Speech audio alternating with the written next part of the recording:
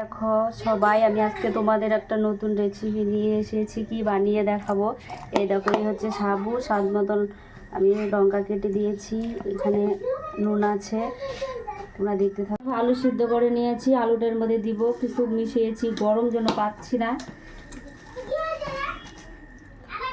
এই দেখো সবাই, আলু দিয়ে ম্যারিনেট করা হয়ে গেল সাবুটা। এখন আমি কিভাবে ভাজবো দেখো সাবুর পকোড়া।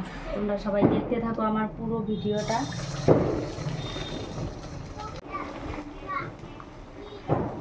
আমাদের এখন ভাজা হচ্ছে, এই যে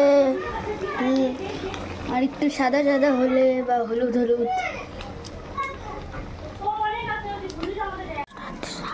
হাই ফ্রেন্ডস, দেখো আমার রেডি হয়ে গেছে সাবুর পকোড়া। পকোড়া বলো, মালপোয়া বলো, খেয়ে দেখবে সবাই এভাবে বানিয়ে সেই খেতে লাগে, হ্যাপি টেস্টি। আরও খাচ্ছি, এখন আরও দুখানা আছে, এখানে কড়াই দেওয়া আছে একখানা। হ্যাপি টেস্টি খেতে, টেস্টি, হ্যাপি টেস্টি লাগে খেতে, হ্যাপি।